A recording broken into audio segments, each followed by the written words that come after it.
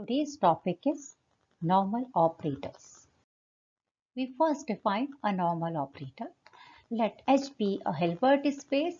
A bounded linear operator T on H is said to be a normal operator if and only if T star is equal to T star T. That is, T commutes with its Hilbert adjoint operator T star. The collection of all normal operators on a Hilbert space H is said to be N of H. Evidently, N of H is non-empty, as null operator and identity operator are normal operators, because we know that O star is equal to O square is equal to O star O, because O star is equal to O. We know that null operator is a self-adjoint operator, and similarly I star is equal to I square is equal to I star I, because I star is equal to I.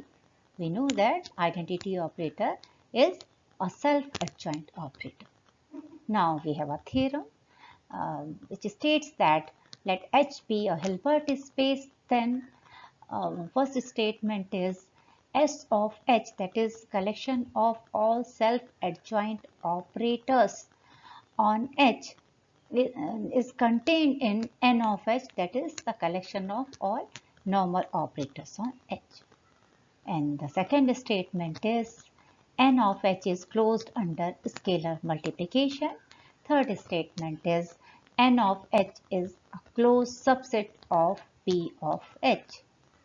It is the collection of all bounded linear operators on H. Now we prove the first statement. Let T belongs to S of H, and we want to show that T is a normal operator. And if T is a self-adjoint operator, then we know that T coincides with its Hilbert adjoint operator, that is T is equal to T star. And so T star is equal to T square is equal to T star T. And we have shown that T commutes with its Hilbert adjoint operator, and so T belongs to N of H. And T is an arbitrary element of S of H. So every element of S of H is contained in N of H. That means S of H is contained in N of H. Now we prove the second statement, that is N of H is closed under scalar multiplication. Let T belongs to N of H, then we have to show that for any scalar alpha, alpha T is also a normal operator on H. So we have to show that alpha T commutes with its Hilbert adjoint operator. Alpha T into alpha T whole star is equal to alpha T into complex conjugate of alpha into T star, because alpha T whole star is equal to complex conjugate of alpha into T star. We have proved this result earlier. And this is equal to alpha into complex conjugate of alpha T star. And since T is a normal operator on H, so T star is equal to T star T. And this is equal to complex conjugate of alpha into T star to alpha into T. Since T star is a linear operator, so alpha T star is nothing but T star of alpha. And alpha, a complex conjugate of alpha into T star can be written as alpha T whole star. So we have shown that alpha T whole star into alpha T. And so alpha T commutes with its Hilbert adjoint operator, and we can say that alpha T is a normal operator on H. Hence, we have shown that N of H is closed under scalar multiplication. Next, we have to show that N of H is a closed subset of P of H. That is, we have to show that N of H contains all of its limit points. So let T be a limit point of N of H, and then there exists a sequence Tn in N of H such that Tn converges to T as n tending to infinity. That is, norm of Tn minus T tends to 0 n as n tends to infinity. And also if we find norm of Tn star minus T star, then this is equal to norm of Tn minus T whole star, because Tn minus T whole star is equal to Tn star minus T star. So these two expressions are equal. And this is equal to norm of Tn minus T, because we have proved earlier that norm of T is equal to norm of T star. So we have this expression is equal to norm of Tn minus T. And since norm of Tn minus T tends to 0 as n tending to infinity, so we have shown that norm of Tn star minus T star tends to 0 as n tends to infinity. And so we can say that Tn star converges to sequence Tn star converges to T star.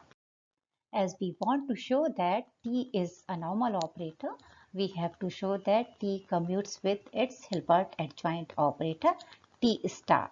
That is, we have to show that T star is equal to T star T. So we find norm of T star T minus T star, and that is equal to norm of T star T minus Tn star into Tn plus Tn star into Tn, means subtracting and adding the same term Tn star into Tn, minus Tn into Tn star plus Tn into Tn star, means subtracting and adding the same term Tn into Tn star, minus Tt star. By triangle inequality, this term is less than or equal to norm of T star into T minus Tn star into Tn plus norm of Tn star into Tn minus Tn into Tn star plus norm of Tn into Tn star minus T into T star. And since Tn is a normal operator on H for each n belongs to n, and so Tn commutes with its Hilbert adjoint operator Tn star. That is, Tn star into Tn is equal to Tn into Tn star. And so second term becomes 0. So we have the first term and the third term.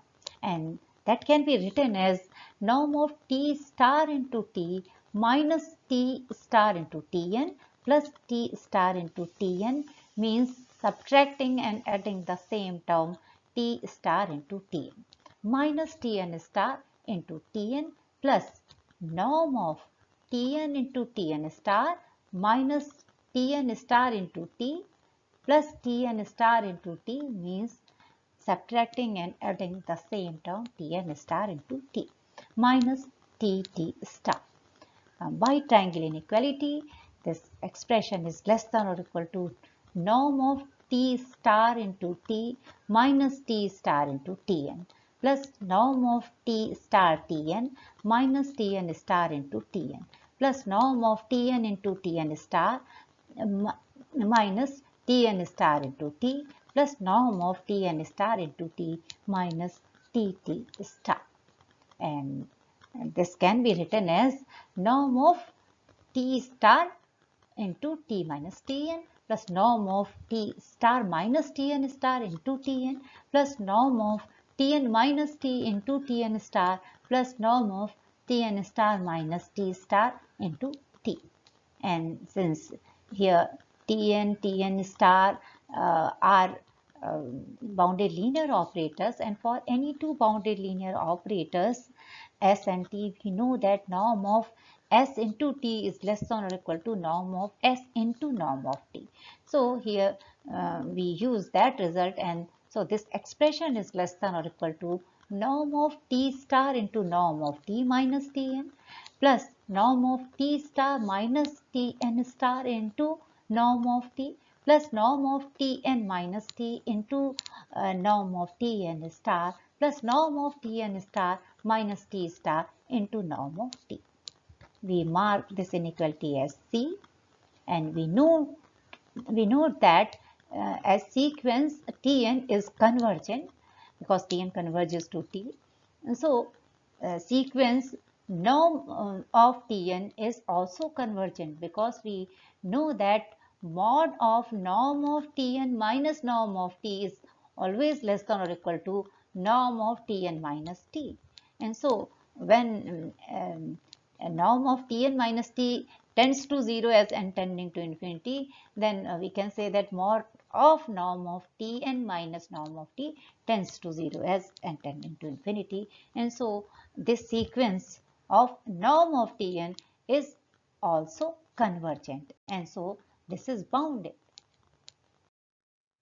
Similarly, the sequence norm of Tn star is also bounded because Tn star converges to T star, and we can say that similarly the sequence of norm of Tn star is also convergent, and so this is bounded. Applying limit n tending to infinity in C, and now if we apply limit n tends to infinity in inequality C, then we find that each term in the right hand side turns to 0 as n tends to infinity. Now consider the first term. Here we have norm of T star into norm of T minus Tn. Norm of T star is a finite real number, and the second term tends to 0 as n tends to infinity because Tn converges to T. Now consider the second term, and since Tn star converges to T star, so norm of T star minus Tn star tends to 0 as n tends to infinity into norm of Tn, and since we have shown that norm of Tn is a bounded sequence, this term is a finite real number. Now consider the third term, norm of Tn minus T. This also tends to 0 as n tends to infinity, and we have into norm of Tn star, and since norm of Tn star is a bounded sequence, so this is a finite real number, plus norm of Tn star minus T star, this tends to 0 as n tends to infinity, into norm of T, this is a finite real number. And so each term in the right hand side of C tends to 0 as n tends to infinity. So we have seen that when n tends to infinity, then right hand side of inequality C tends to 0. And so norm of T star into T minus T star is equal to 0. And this implies that T star T is equal to T star. Thus, we have shown that T is a normal operator on H, and T is any limit point of n of H, and we have shown that T belongs to n of H. So n of H contains all of its limit points. Hence, n of H is a closed subset of B of H. Thank you.